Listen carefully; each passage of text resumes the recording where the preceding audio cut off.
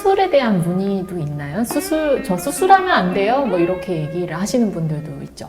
네, 많이 많이 있죠. 계시죠. 네. 그래요? 이 수술을 하게 되는 경우는 그럼 어떤 경우에는 수술을 고려를 하게 되나요? 일단은 약물 치료로 발작을 안 하는 상태에 도달하시는 분이 한 70%는 되잖아요. 네. 그럼 이제 사실은 그분들은 수술을 생각하실 필요가 없어요. 네. 약제로 인해서 발작을 더 이상 안 하는 상태가 도달이 된 분들은 그냥 약물 치료를 계속 하시는 게 원칙입니다. 발작이 약을 충분히 드시고 계시는데도 지속적으로 이제 주기적으로 나타나시는 그 20-30% 정도 되는 환자분들은 이제 수술을 고려해 볼 수가 있는데요.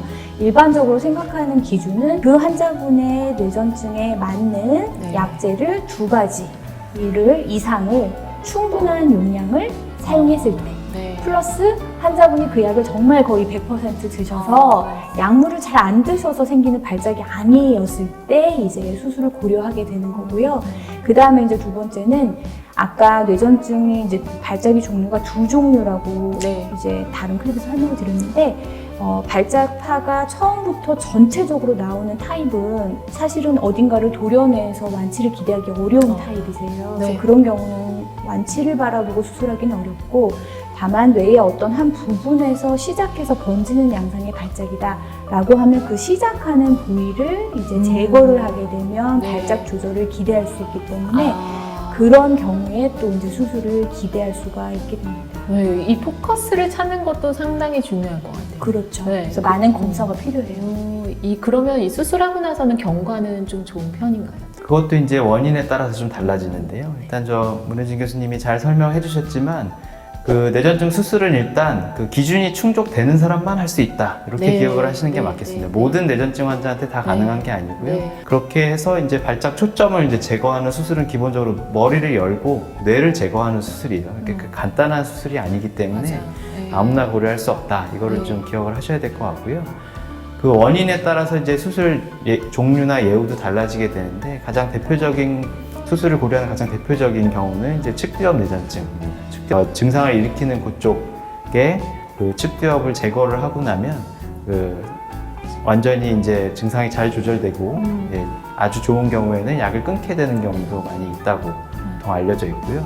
그 외의 경우에는 사실 이제 발작 초점을 찾아 나가는 그런 검사를 거쳐서 수술하기 때문에 사람 개개인별로 다 예후는 다르다고 생각을 하시면 되겠습니다. 해마경화증이 있는 분들이 가장 수술의 결과가 좋아요.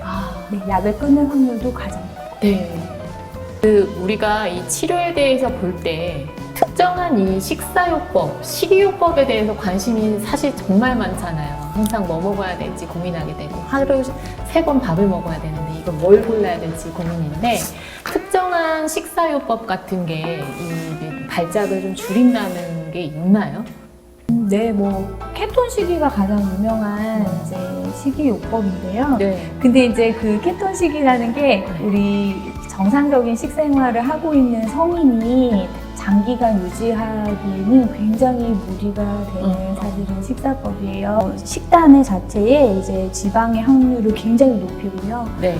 그러다 보니까 거의 이제 우리가 일반적으로 뭐 탄수화물 같은 것들을 주식으로 많이 사용하는데 그런 걸 아주 극단적으로 제한하게 되거든요. 네. 그래서 사실은 케톤식이 뭐 인터넷에 치셔서 그 식단의 모습을 보면은 네.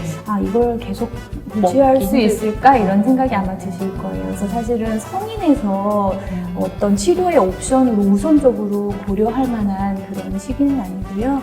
지금 현재 임상적으로는 좀 소아 영역에서 국한해서 정말 어떤 약제로도 반응이 없는 경우에 케톤 식이를 시도해서 효과를 보는 그런 경우들은 있지만은 성인에서는 하기가 어렵습니다. 또 이게 단기간 해가지고 해결될 게 아니라 장기 기간 유지해야 되기 때문에 참 쉽지는 않죠. 네. 일반적으로 골고루 규칙적인 식습관을 유지하는 게 제일 중요하고요. 또 간혹 이제 뭐 무슨 농축액, 뭐 이런 몸에 좋다는 이런 것들, 장어, 버섯, 뭐 이런 것들 이제 많이 말씀하시는 버섯. 분들이 있는데요. 그 음식을 통해서 섭취하는 게 아닌 경우는 네. 오히려 환경연제 이런 농도에 좀 영향을 미치거나 뭐 간 기능을 갑자기 저하시키거나 뭐 이럴 수 있기 때문에 오히려 별로 권하지 않습니다.